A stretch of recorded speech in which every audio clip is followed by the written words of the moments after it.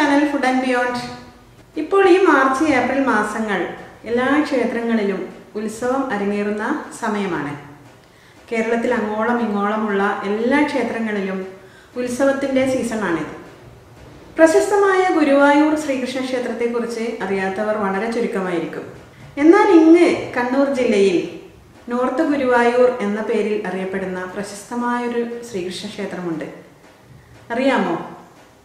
കണ്ണൂർ ജില്ലയിൽ തളിപ്പറമ്പിൽ നിന്നും 2 കിലോമീറ്റർ ദൂരെ മാറി നിൽക്കുന്ന തൃച്ചംബരം ശ്രീകൃഷ്ണ ക്ഷേത്രമാണ് നോർത്ത് ഗുരുവായൂർ എന്ന പേരിൽ അറിയപ്പെടുന്നത്.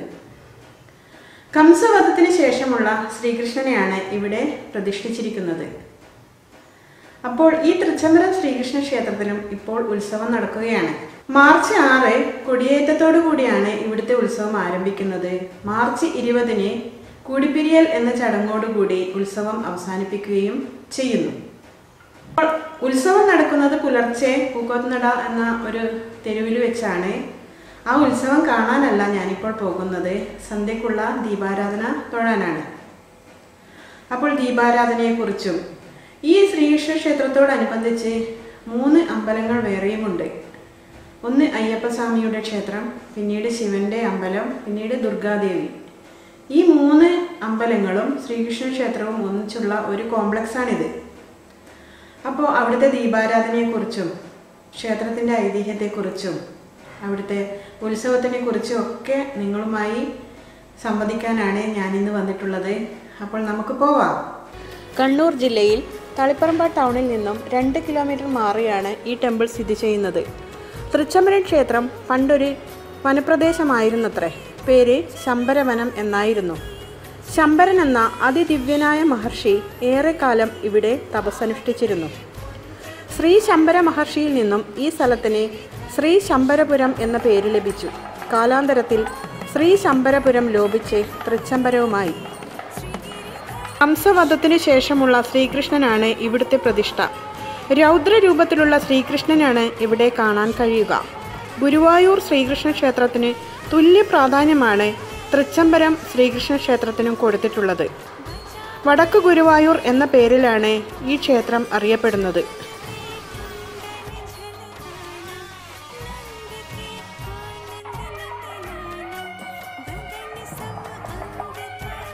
വർഷവും നടത്തപ്പെടുന്ന ഉത്സവം വളരെയേറെ പ്രസിദ്ധവും വർണ്ണാഭവുമാണ്.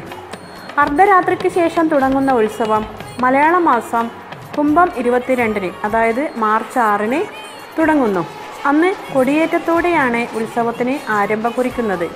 പിന്നീട് മീനം 6 അതായത് മാർച്ച് 20 കൂടിപ്പിരിയൽ എന്ന ചടങ്ങോടെ ഉത്സവം അവസാനിക്കുന്നു. ഇതിനിടയിലുള്ള ദിവസങ്ങൾ 11 ദിവസങ്ങൾ തിടമ്പു നൃത്തം, അതായത് കൃഷ്ണൻ്റെയും ബലരാമൻ്റെയും വിഗ്രഹങ്ങൾ തലയിൽ ചൂടി നടത്തുന്ന നൃത്തം, അത് പൂക്കോത്തുനടയിലാണ് അരങ്ങേറുന്നത്. ഈ പൂക്കോത്തുനട തൃച്ചംബരം അമ്പലത്തിൽ നിന്നും 1 കിലോമീറ്റർ മാറിയാണ് സ്ഥിതി ചെയ്യുന്നത്. ടെമ്പിൾ കോംപ്ലക്സ് ആണ്. ദുർഗാക്ഷേത്രവും അയ്യപ്പ ക്ഷേത്രവും ശിവക്ഷേത്രവും ശ്രീകൃഷ്ണ ക്ഷേത്രവും ഒന്നിച്ചടങ്ങിയിട്ടുള്ള ഒരു ടെമ്പിൾ കോംപ്ലക്സ് ആണ് ഇത്. രാവിലെ 5 മണിക്ക് നട തുറന്നാൽ 12 മണിക്ക് നട അടക്കും. പിന്നീട് വൈകുന്നേരം 5 മണിക്ക് നട തുറന്നാൽ 8 മണിക്കും നട അടക്കും.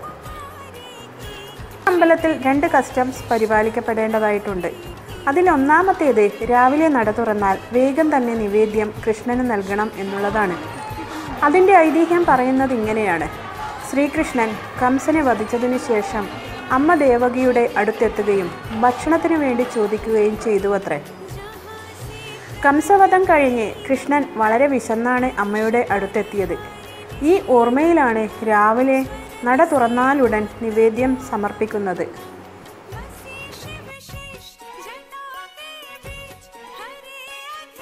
രണ്ടാമത്തെ കസ്റ്റം ആനകളെ അമ്പലത്തിനടുത്ത് പോലും കൊണ്ടുവന്നുകൂടാ എന്നുള്ളതാണ്. ഇതിൻ്റെ ഐതിഹ്യം ഇങ്ങനെയാണ്.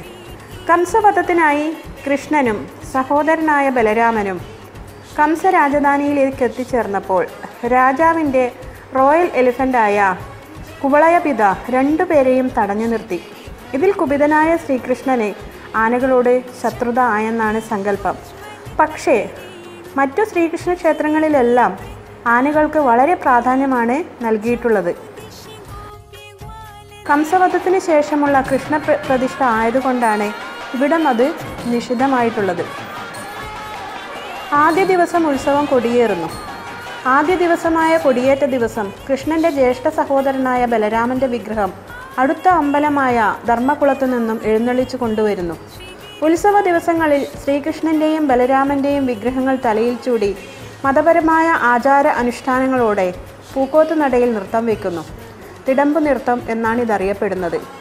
13-ാം ദിവസം ചിറയിൽ ആറാട്ടും നടക്കുന്നു.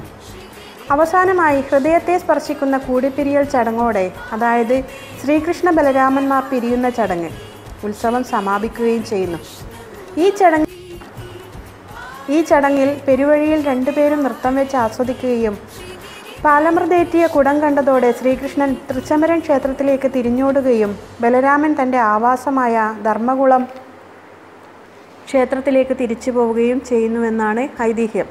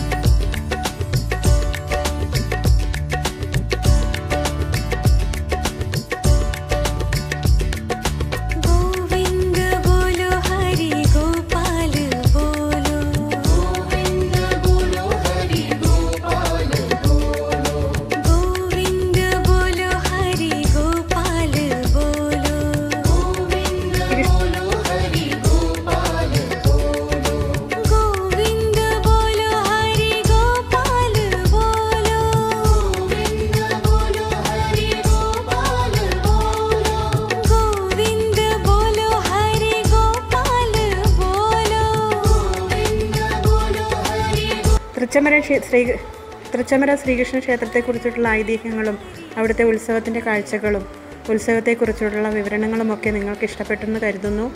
ഇഷ്ടപ്പെട്ടിട്ടുണ്ടെങ്കിൽ ഈ വീഡിയോ ലൈക്ക് ചെയ്യുക, ഷെയർ ചെയ്യുക, സബ്സ്ക്രൈബ് ചെയ്യുക. വീണ്ടും നല്ല യാത്രാ വിവരണങ്ങളുമായി നിങ്ങളെ കാണുന്നതുവരെ it's me Sudha signing off. Thank you for watching my video.